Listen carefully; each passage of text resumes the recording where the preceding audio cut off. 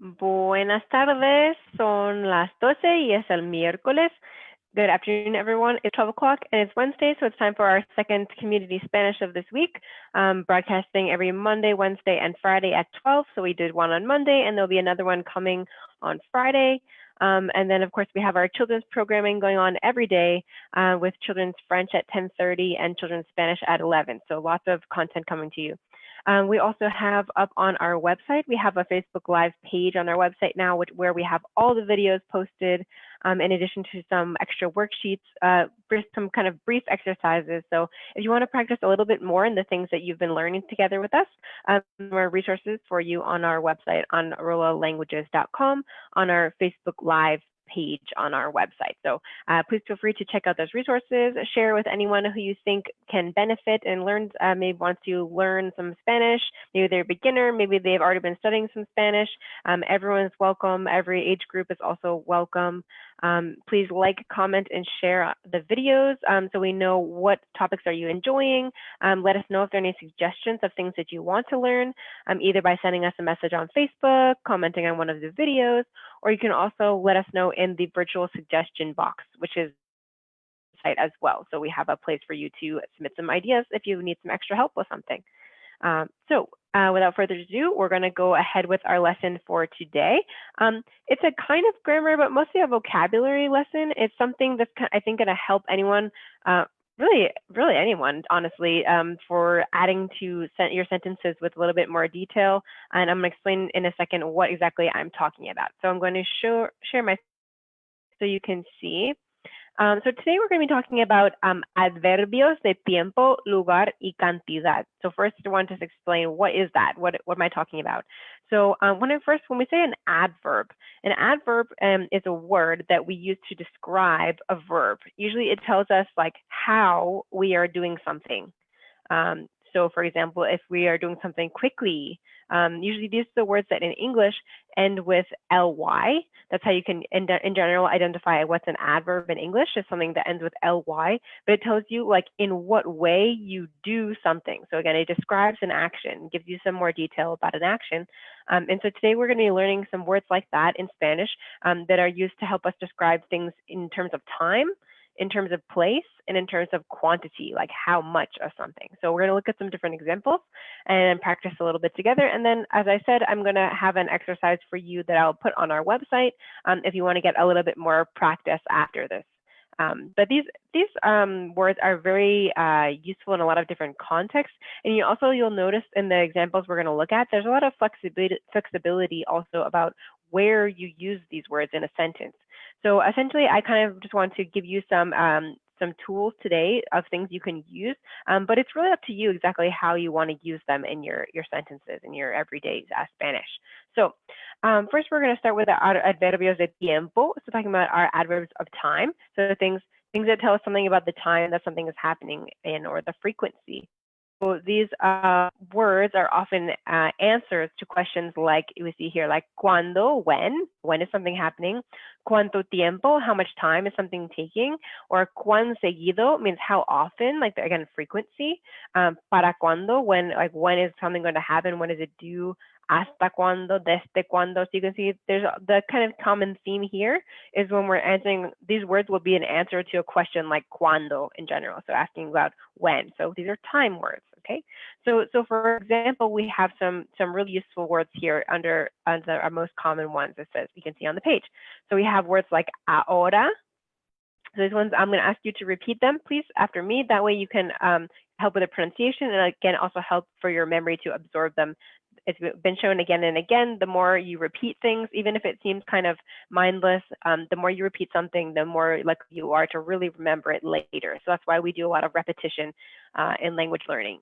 So please repeat this after me. We have ahora, which is now. A menudo, which is frequently. Antes, before. Ayer, yesterday.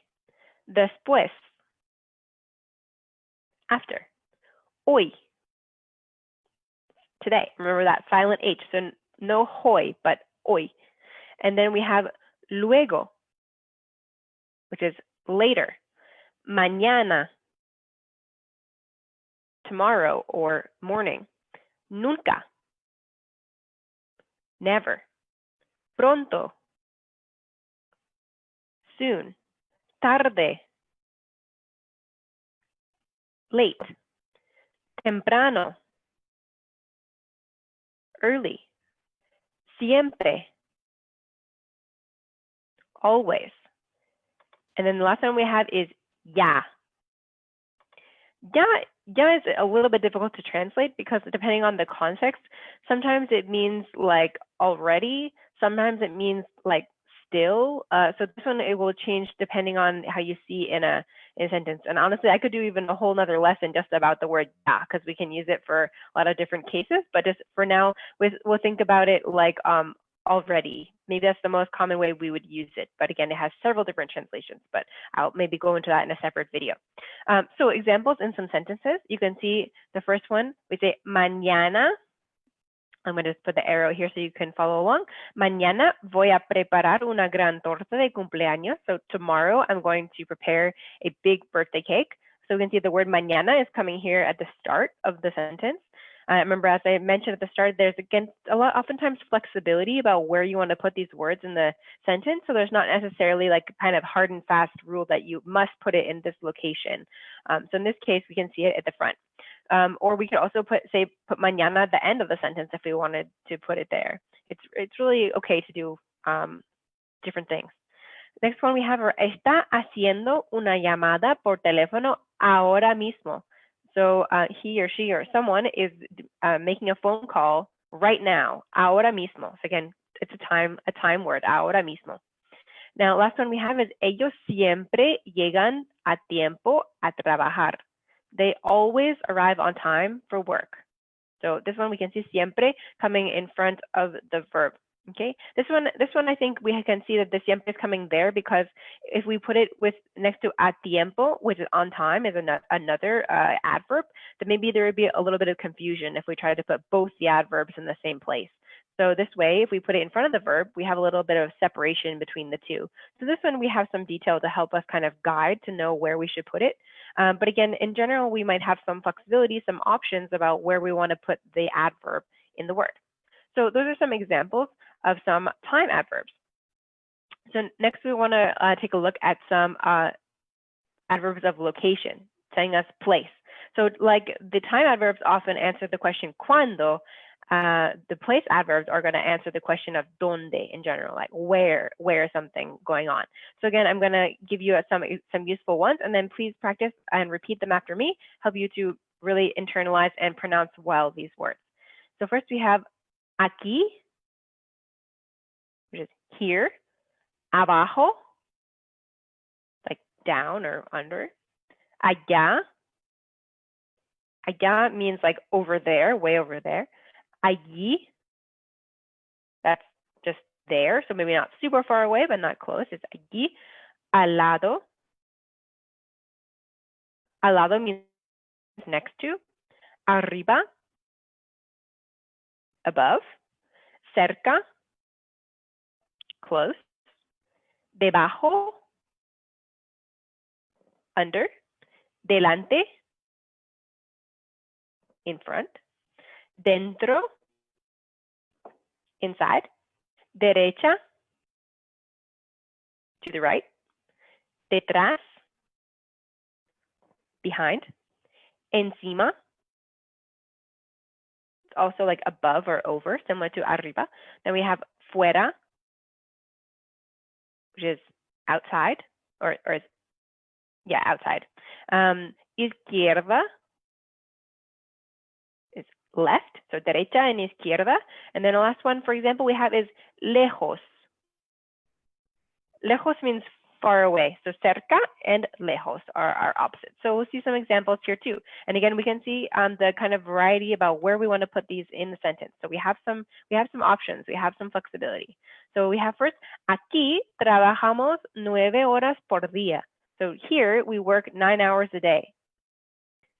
El libro está arriba de la mesa, al lado de la computadora. This one we have two different adverbs in the sentence.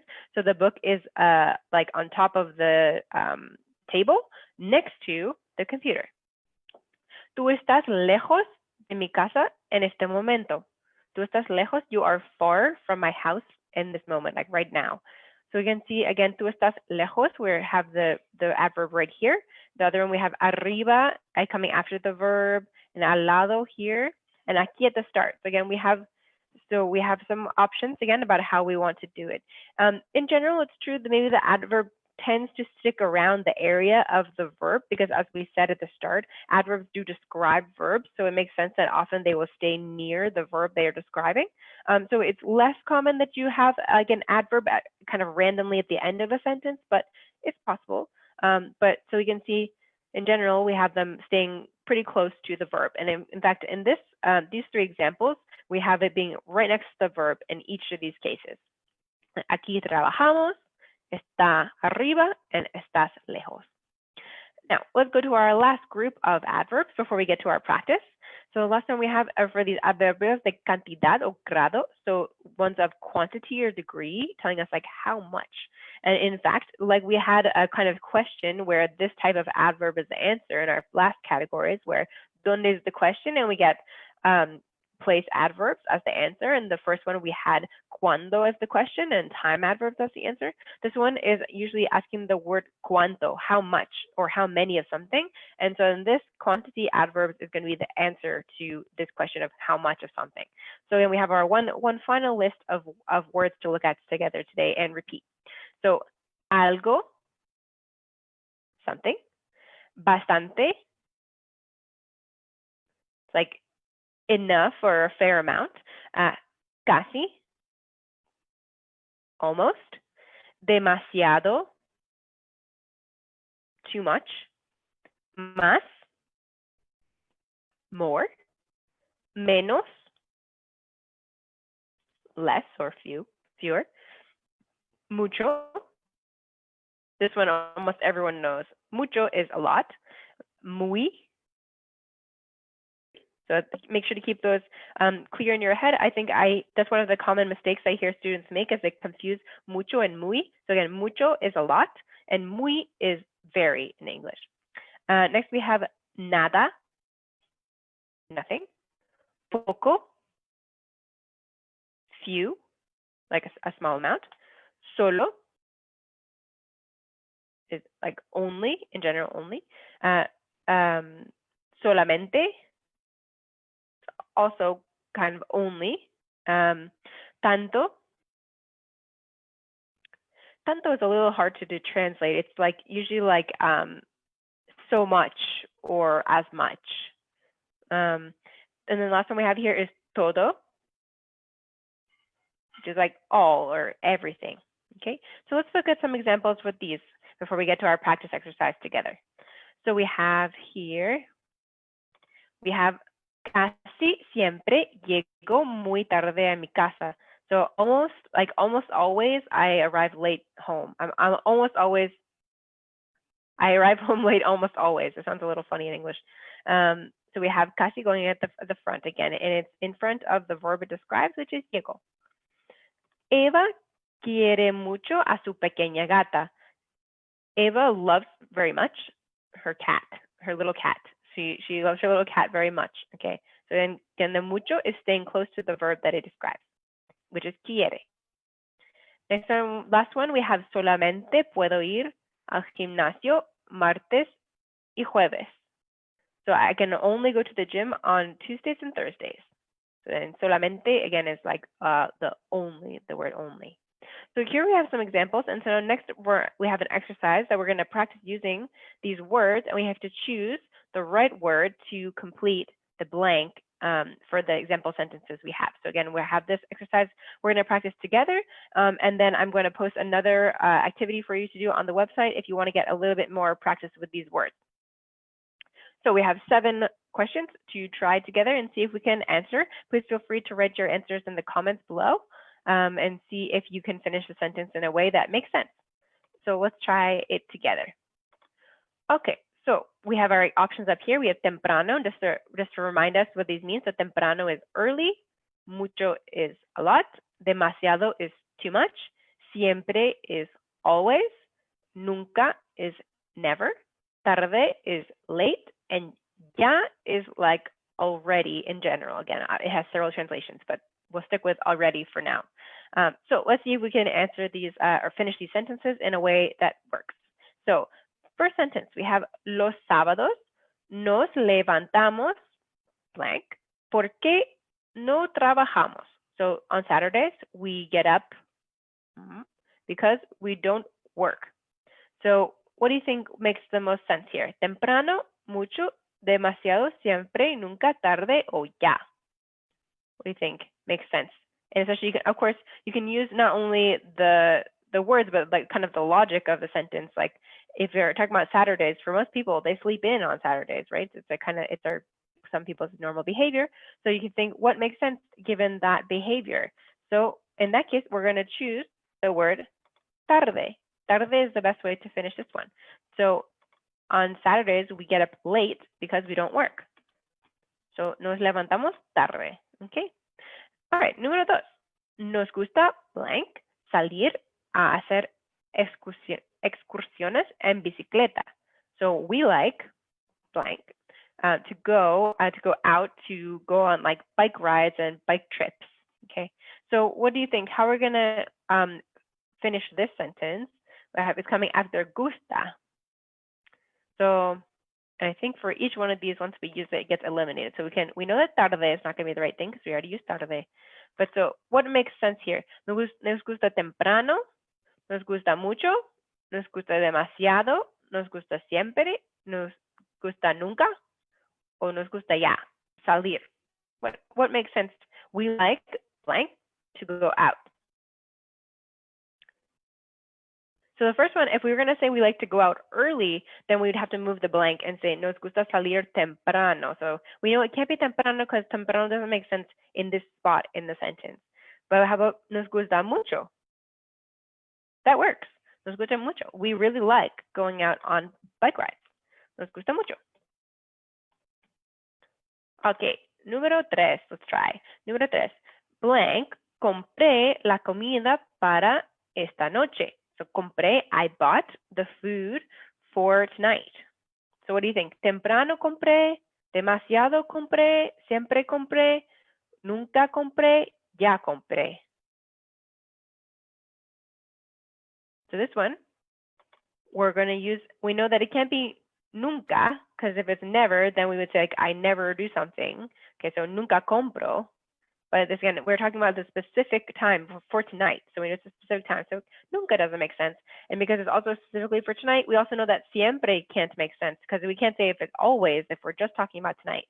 So we can get rid of that. Temprano, if we want to use temprano, that also, again, doesn't fit here. We have to say compré la comida temprano. So the wrong space. So we know it's not temprano. So we're left with ya or demasiado. So if we're going to say too much, like I bought too much food, then the demasiado will have to be in front of comida because we're saying we bought too much food. So we know also that demasiado cannot work here because it has to describe this verb. But if we use demasiado, it would have to describe the food. So we're left with only one option, which is ya. I already bought the food for tonight. Okay, 4. We have blank, olvidamos llevar algo de comer para la playa. So we forget or forgot to bring something to eat at the beach. So what do you think? What makes sense here? Temprano, early, demasiado, too much, siempre, always, or nunca, never. We never forget to eat. We never forget to bring something to eat to the beach, or we always forget to bring something to eat to the beach. This one, maybe it's not quite clear. It really could be either one. So maybe we can actually come back to this one later based on what we answer for the other questions and see if one makes sense more than the other. So let's try número 5. So blank, volvemos después de que anochezca para no perdernos en la oscuridad. So we have blank, we come back before like the sun sets. After the sun sets, because we don't want to get lost in the dark. So we say blank come back after it gets dark so we don't get lost in the dark. I know it sounds a little confusing, but basically what we're trying to say is like, we want to avoid the situation of getting lost in the dark. So we would say, we never come back after it gets dark because we don't want to get lost in the dark. So we have to always come back before it gets dark. So this one, we're going to say nunca. So we never come back after the sun sets because we always come back before. So we don't get lost in the dark. This one is a little confusing. Okay, let's try número 6. So hace blank calor para estar tomando sol. It's blank hot to be sunbathing. So what do you think? What makes sense here? We're talking about heat. So here we're going to say it's too hot. It's too hot to be sunbathing. So hace demasiado calor. It's too hot to be sunbathing. Okay. All right, now we have for número 7, me acuesto blank los días de semana porque trabajo. I go to bed blank on weekdays because I work. What makes sense? We have left, we have temprano or siempre. So early or always? Probably early, right? I go to bed early on weekdays because I work. So me acuesto temprano los días de semana porque trabajo. So I go to bed early on weekdays because I work. So now we can be fully sure for this one that we want to say siempre, because that's our only option left. So we always forget to bring food to the beach, bring something to eat to the beach. So siempre olvidamos llevar algo. Okay.